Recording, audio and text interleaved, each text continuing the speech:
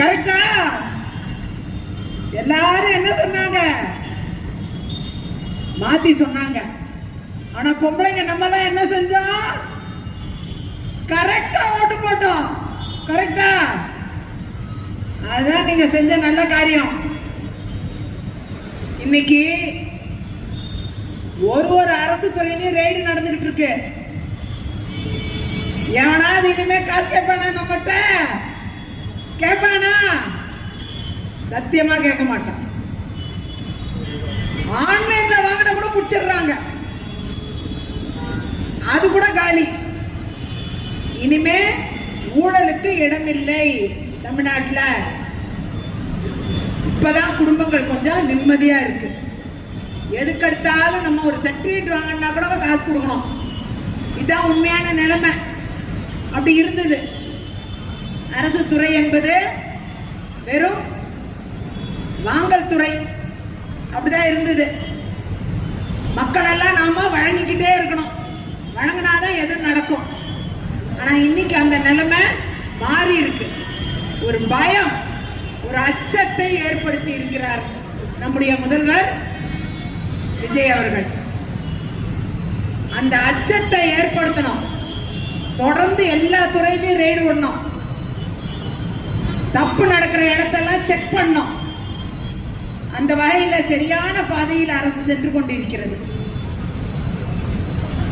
இன்னைக்கு குறிப்பா பெண்களுக்கான ஒரு அரசு, பெண்களை மையப்படுத்தி இந்த அரசு உருவாகி இருக்கிறது. அதிகமா பொம்பளைங்க தான் நாம ஓட்டு போட்டிருக்கோம்.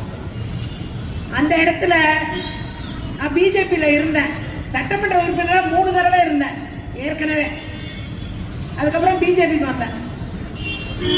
அங்க நீங்க பாத்தீங்கன்னா எந்த ஒரு விஷயத்தையும் நாம எடுத்துக்கிட்டோம்னா பல்வேறு அடுக்குகள், பல்வேறு விஷயங்கள். நேரம் மக்களை சந்திச்சு பிரச்சனை என்னன்னு கேட்கறதுக்கு வாய்ப்பே இருக்காது. ஆனா அந்த வாய்ப்பை இன்னைக்கு தமிழக வெற்றி கழகம் தருகிறது. மக்களை சந்திக்கும் வாய்ப்பு. சட்டமன்ற உறுப்பினராக இருந்தப்ப நீங்க பாத்தீங்கன்னா ஒரு லெட்டர் கொடுக்கணும். நான் வந்த எல்லாருக்கும் லெட்டர் கொடுத்துருவேன், நான் கொடுத்துருவேன். ஆனா நிறைய சட்டமன்ற உறுப்பினர்கள் கொடுக்க மறுப்பாங்க. இப்ப நம்ம கந்த அண்ணன் இருந்தாரு, அவர் கூட வந்தவங்க ஆபீஸ் வந்தவங்களுக்கு எல்லாம் லெட்டர் எல்லாம் கரெக்டா கொடுத்துருவாரு, கேள்விப்பட்டிருக்கேன். இப்ப நம்ம தம்பி சரவணன் இருக்காங்க, டெய்லி அவர் ஆபீஸ் வாசல்ல ஒரு 200-300 பேர் தினந்தோறும் ஆள் வந்தபடியே இருக்கு. அதான் மக்கள் பணி என்பது. நீங்க மக்கள் பணியை குறைச்சி எடை போடவே கூடாது. தினந்தோறும் மக்களை சந்திப்பவர்கள் உண்மையாகவே நான் சொல்றேன், தங்களுடைய முழு உழைப்பையும் நேரத்தையும் குடும்பத்தையும் மறந்து செயல்பட்டு கொண்டிருக்கிறார்கள். அதற்கு என் மனமார்ந்த வாழ்த்துக்களை தெரிவிச்சுக்கிறேன். இந்த நேரத்தில் நாம பார்க்க வேண்டியது என்னன்னா, ஒரு அரசு எத்தனை ஒரு 60 வருஷமா நம்ம எதிர்பார்த்த ஒரு அரசு இப்பதான் வந்திருக்கு. 60 வருஷம் ஆட்சி புரிஞ்சவங்க பாத்தீங்கன்னா ஏதோ ஒரு வகையில அரசியல் பண்ணிக்கிட்டே இருப்பாங்க. மக்களுக்கு நல்லதை கொண்டு சேர்க்கவே இல்லை. அதான் உண்மை. வருத்தத்தோட சொல்ல வேண்டியதா தான் இருக்கு. கேட்டா மத்தியிலிருந்து நிதி வரல, இங்க ஒண்ணுமே நடக்காது, வேலை நடக்காது. அதே நேரம் மக்களுக்கு ஏதாவது செய்யணும்னா உடனே செய்யக்கூடாதுக்கான காரணங்களை தேடுவாங்க. ஆனா இன்னைக்கு தமிழக வெற்றி கழகத்தின் அரசு, தலைவர் ஜோசப் விஜய் அவர்களின் தலைமையிலான இந்த அரசு எப்படியெல்லாம் தேடி பிடித்து நிதியை கண்டுபிடித்து அதை மக்களுக்கு எப்படியெல்லாம் செய்து முடிப்பேன் என்ற உறுதிப்பாட்டோடு செய்து கொண்டிருக்கிறார். அவருடைய அந்த வலிமை, அவருடைய அந்த திறன். இன்னைக்கு ஆய்வு கூட்டம் நடந்துகிட்டு இருக்கு. மானிய கோரிக்கைகள், சட்டமன்ற மானிய கோரிக்கைகள் தொடர்ந்து நடைபெற போகுது. ஆகஸ்ட் மாசத்துல துறை வாரியா நடக்கும், 54 துறைக்கும் நடக்கும். அப்படி எல்லா மானிய கோரிக்கைகளும் டிமாண்ட்ஸும் நடக்கும் போது என்னெல்லாம் நிறைவேற்றப்படணுங்கிறதுக்கு இந்த ஒரு மாசம் முழுக்க முறையா ஆய்வு செய்துகிட்டு இருக்காரு. இது மாதிரி ஆய்வு இதுக்கு முன்னாடி இந்த அரசுகள் செய்யவே இல்லை. இதான் உண்மை. எனக்கு நல்லா தெரியும்.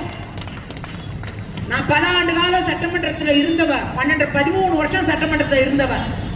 எனக்கு எல்லாம் நூக்கண்காணல் நல்லா தெரியும். இத மாதிரி ஆய்வு கூட்டம் நடத்தின முதலமைச்சர் நம்முடைய தலைவர் விஜய் அவர்கள் தான்.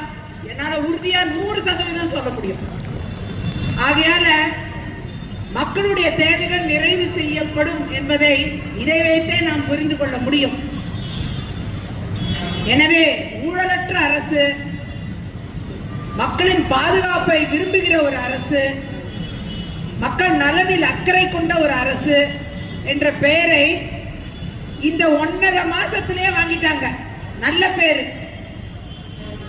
அதனாலதான் அலையா மக்கள் அனைத்து கட்சிகள்ல இருந்தும் அலையாக வந்து சேர்ந்து கொண்டிருக்கிறார்கள். இதை பார்க்கும்போது என்ன தெரியுது? அலையாக மக்கள் தமிழக வெற்றி கழகத்தை நோக்கி வருவதை பார்த்தால் எல்லா கட்சிகளிலிருந்தும் வர்றாங்க. ஒற்றை கட்சியாக தாவேகா மாறுகிறது என்பதுதான் உண்மை. ஒரே ஒரு கட்சி தான் இருக்க போதுங்க தமிழ்நாட்டில், அது தமிழக வெற்றி கழகம் தாங்க. மக்கள்லாம் ஒரு கட்சி போதும் முடிவு பண்ணிட்டாங்க.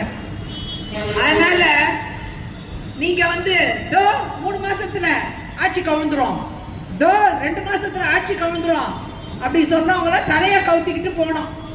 இதுதான் உண்மை. ஒரு ஆட்சியும் கவிழாதுங்க. ஆட்சி ஸ்ட்ராங்கா இருக்குங்க 5 வருஷம். அதே நேரம்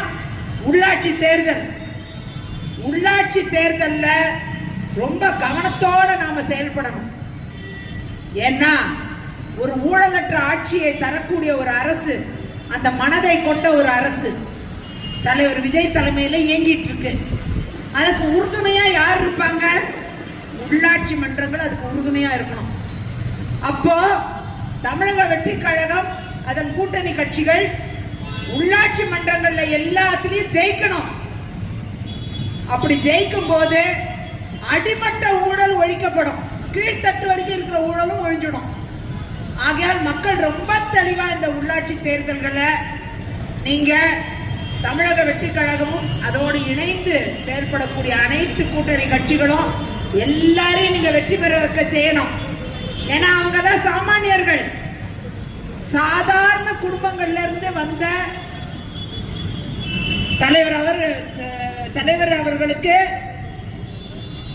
ரசிகர் மன்றம் மூலமாகவும் மக்கள் மன்றங்கள் மூலமாகவும் நலத்திட்டங்கள் வழங்கியும் இது மாதிரி சின்ன சின்ன பணிகள் செய்து உங்களோடு சேர்ந்து இருக்கக்கூடிய உங்கள் நண்பன் தான் நிக்க போறான். உங்களுடைய பெண்ணா இருந்தா நந்தி அப்படி வச்சுக்கோங்க, அவங்க தான் நிக்க போறாங்க. அவங்கள நீங்க ஆதரிப்பதன் மூலமா உங்கள ஒருத்தர் அவங்க ஜெயிச்சு வந்து உங்க பிரச்சனைகளை அவங்க தெளிவா தாவேகா சார்பில் யார் நின்னாலும் உங்க பிரச்சனைக்காக அவங்க குரல் கொடுப்பது மட்டுமே கிடையாது, வீடு வீடாக வந்து உங்களுக்காக பணியாற்றுவார்கள். ஆகையால் உள்ளாட்சி தேர்தலை நீங்க ரொம்ப கவனமா மைண்ட்ல வச்சுக்கிட்டு நீங்க அடிமட்ட தொண்டன் சாமானியன் நீங்க செலக்ட் பண்ணும்போது நிச்சயமா தாவேகா உங்களுக்காக உழைக்கக்கூடிய இடத்தில் இன்னும் தொண்டர்களை உருவாக்கும் என்பதில் இருவேறு கருத்து இல்லை. ஆகையால் நலத்திட்ட உதவிகள்னு நிறைய வாரி வாரி வழங்குறாங்க. இதுக்கு யாரும் நீங்க பாத்தீங்கன்னா எல்லாம் அவங்களே கலெக்ட் பண்ணி அவங்களே செய்யறாங்க, சொந்த காசை போட்டு. நான் தான் கேள்விப்பட்டேன், எங்கேயாச்சும் எதுவுமே கேட்கறது இல்லை, அவங்கவுங்க பங்களிப்பு. இதுதான் கட்சி தொண்டனுடைய மனநிலை. விருப்பத்தோட வந்து செய்யறாங்க. வேற கட்சிகள் இது நடக்குமா? நடக்கவே நடக்காது. எந்த கட்சியிலும் நடக்காது. அதுக்கு ஒரு தனியா ஒரு ஃபண்ட் ரைசிங் இருக்கும், அதுக்கு ஒரு தனியா ஒரு வழிமுறை நடைமுறை, அதுக்கு ஒரு ஊழல், அதுக்கு ஒரு பெருச்சாளி இருக்கும், எல்லாம் இருக்கும். ஆனா இங்க அப்படி கிடையாது. அப்படிப்பட்ட இடத்துல நான் வந்து இணைந்து இன்னைக்கு தலைவர் ஜோசப் விஜய் அவர்கள் தலைமையில இன்னைக்கு அவரையும் எங்களை சந்திக்கிறதுக்கு எங்களுக்கு ஒரு வாய்ப்பை கொடுத்தாங்க. முதல்வர் அவர்களை இன்னைக்கு நேரா சந்திச்சோம். ரொம்ப மகிழ்ச்சியா இருந்தது. அவரோட கருத்துக்களை பகிர்ந்துக்கிட்டோம். நிச்சயமா வந்து எங்களை போன்றவர்களின் உழைப்பு, எங்களை போன்றவர்களின் குரல் என்பது நிச்சயமாக நம்முடைய கழகத்திற்கு உறுதுணையாக இருக்கும். உங்களுக்கு நாங்கள் உறுதுணையாக இருப்போம். ஒவ்வொரு இளைஞருக்கும் நாங்கள் உறுதுணையாக இருப்போம். ஒவ்வொரு பெண்ணுக்கும் நாங்கள் உறுதுணையாக இருப்போம் என்ற சூளுரையோடு உங்கள் அனைவருக்கும் அவருடைய பிறந்த நாளை எப்படி கொண்டாட வேண்டும் என்று ஒரு வழிமுறை வைத்திருப்பது எனக்கு ரொம்ப பிடிச்சிருக்குங்க. உங்களுக்கெல்லாம் பிடிச்சிருக்கா இந்த வழிமுறை? கேக் வெட்டி கொண்டாடுவாங்க, ஸ்வீட் கொடுத்துட்டு போயிடுவாங்க. பஸ்ஸுல எல்லாம் அப்படியே ஒரு லட்டுவை கொடுப்பாங்க, போயிட்டே இருப்பாங்க. இது நிறைய கட்சியில தலைவரோட பிறந்த நாளை கொண்டாடுறது இப்படிதான் இருக்கும். ஆனா தமிழக வெற்றி கழகத்தில் இந்த கொண்டாட்டம் என்பது எவ்வாறாக இருக்க வேண்டும் என்பதை இளைஞர்கள் முடிவு செஞ்சிருக்காங்க. தலைவர் கூட இல்ல, இளைஞர்கள், கழகத்தின் இளைஞர்கள் எல்லாரும் சேர்ந்து இப்படிதான் இருக்கணும்னு முடிவு பண்ணியிருக்காங்க. நலத்திட்ட உதவிகளை தருவது, பெண்களுக்கு உதவி செய்வது, குடும்பமாக போய் உதவி செய்வது, கூப்பிட்ட இடங்களில் போய் நிற்பது, இதுதான் தலைவரின் பிறந்த நாளை கொண்டாடும் விதம் என்பதை நிர்ணயித்திருக்கிறார்கள். இதை தான் நாம பாராட்டணும். வந்திருக்கிற எல்லா பெண்களுக்கும், நலத்திட்ட உதவிகள் பெற வந்திருக்கும் சகோதரிகளுக்கும் எல்லாருக்கும் இந்த நேரத்தில் வாழ்த்துக்களை தெரிவித்து, உங்கள் அன்பு எங்களுக்கு தேவை. தருவீங்களா? அன்பை தருவீங்களா? வேற ஒண்ணும் கேட்கல, அன்பு தான் கேட்கிறோம். அன்பை தாங்க. உங்களுக்காக உழைக்க தமிழக வெற்றி கழகம் இருக்கிறது என்பதை ஆணித்தரமாக இந்த நேரத்தில் பதிவு செய்து விடைபெறுகிறேன். வாய்ப்பு அளித்தமைக்கு நன்றி கூறி விடைபெறுகிறேன். நன்றி, வணக்கம்.